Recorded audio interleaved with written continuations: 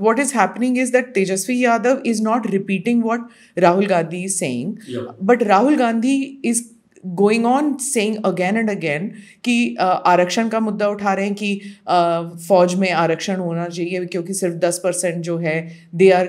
How do you see that? क्योंकि आरक्षण पर आपने 2024 में जरूर कहा, लेकिन 2025 के चुनाव में you're not responding to Rahul Gandhi's accusations. No, I did actually.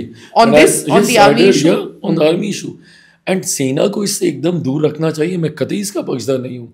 जिस तरीके से आप अगर सेना को भी आप जात पात धर्म मजहब में अगर आप बांट के आप देखिएगा तो ये गलत है. जो व्यक्ति सेना में गया हुआ है वो सिर्फ और सिर्फ वो थोड़ी देख रहा है आपकी जात, वो थोड़ी देख रहा है आपका धर्म जब वो आपकी सेवा कर रहा है सरहदों पर.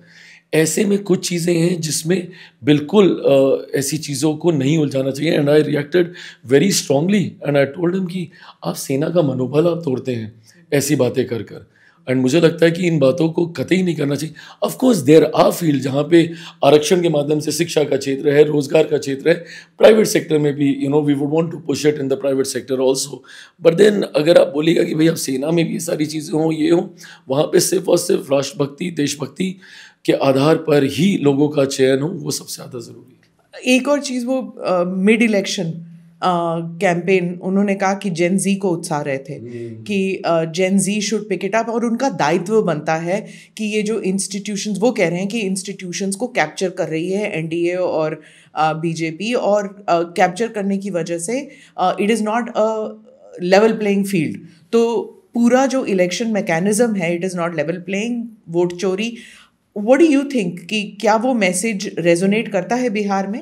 रेजोनेट तो नहीं करता है, बट ये मैसेज देना अपने में, आप सोचिए आप नेता प्रतिपक्ष हैं लोकसभा में और आप where are you drawing it from? आप नेपाल से ले रहे हो ना इसको. मतलब आप देश में एक एनार्की, एक अराजकता का माहौल आप फैलाना चाह रहे हो. आप अपनी हार के लिए आप देश को जलाने पर आप आ गए. मैं समझ सकता हूँ राहुल जी का डिस्परेशन.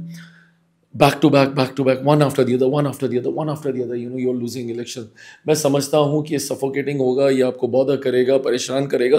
आपको अपने कार्यकर्ताओं को मोटिवेट करने के लिए आपको कुछ ना कुछ शगुफे छोड़ते रहना है. बट इसका मतलब कतई ये नहीं कि आप देश में आप लोगों को ऐसे प्रवोक करने लग जाएं, आप अराजकता के माहौल की ओर आप उनको धकेलने लग जाएं. आप जेनजी से संवाद कर रहे हैं. ये एक ऐसी उम्र है जहाँ पे उनको सही गाइडलाइन मिलना, सही मार्गदर्शन मिलना ज़रूरी है. कल को आपकी बात सुनकर अगर कोई मान लीजिए ऐसे मुट्ठी भरी अगर ऐसे असामाजिक तत्व सड़क पर उतर गए, उन्होंने हंगामा कर दिया, आगजनी का माहौल अगर उन्होंने खड़ा कर दिया, तो कौन जिम्मेदार रहेगा? और अगर इतनी ही चिंता राहुल जी को कॉन्स्टिट्यूशनल संवैधानिक संस्थाओं की अगर इतनी ही अगर उनको चिंता है, तो सबसे पहली बार जहाँ तक मेरी याददाश्त करेक्ट है, कांग्रेस के रिजीम में ही सबसे पहली बार, और वो किसी राजनीतिक दल के द्वारा लगाया गया आरोप नहीं था, जब कहा गया था कि सीबीआई किसी का तोता है, ये उन्हीं के ही एक अधिकारी के द्वारा ये लगाया गया आरोप था. तो आप अपने समय में आप क्या कर रहे हैं और उस वक्त इसका चर्चा हो रही है, उस पर आपको चिंता नहीं. और आज की तारीख में मुझे बल्कि एतराज़ भी इस बात का है, आप एसआईआर का मुद्दा लीजिए ना भैया, उठाइए, कौन मना कर रहा है? अगर आपको लग रहा है कि इसमें गलत हो रहा है तो बट गो टू द चुनाव आयोग ना. अगर नहीं चुनाव आयोग आपकी बात सुन रहा है तो फिर आप कोर्ट के पास जाइए, आप सुप्रीम कोर्ट में जाइए. वहाँ आप जाएंगे नहीं, मीडिया में रोज़ आपने इसका एक तमाशा बना के रख दिया. रोज़ आप आएंगे, एक पीपीटी लेकर आपको प्रेजेंटेशन देना है, बॉडी लैंग्वेज एकदम ऐसे दिखाएंगे. उसका कोई असर पड़ रहा है? कोई असर नहीं पड़ रहा, कोई असर नहीं पड़ रहा. अगर असर पड़ रहा होता, मुझे बताइए, पहले चरण का चुनाव हो गया, बवाल मचता कि नहीं मचता? जिन लोगों के वोट कटे हैं अगर वो जेन्युइन होते तो क्या वो सड़क पे नहीं आते? और ये राजनीतिक दलों की जिम्मेदारी नहीं है कि भैया अगर आपको लग रहा है कि कुछ जेन्युइन वोटर्स कटे हैं तो आप जाइए, एक औपचारिक आपत्ति तो दर्ज कराइए ना. चुनाव आयोग के बाद आप औपचारिक तौर पर गए, और अगर पूरे इस प्रोसीजर को ही लेके आपको इशू है तो एक बार सुप्रीम कोर्ट के पास जाइए, दरवाज़ा तो खटखटाइए. बट आपको भी सिर्फ माइलेज लेना है, आपको राजनीतिक लाभ उठाने का प्रयास. But Bihar is very different.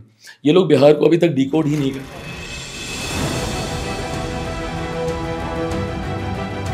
नमस्ते, जय Hind. you're watching ANI podcast with Smita Prakash.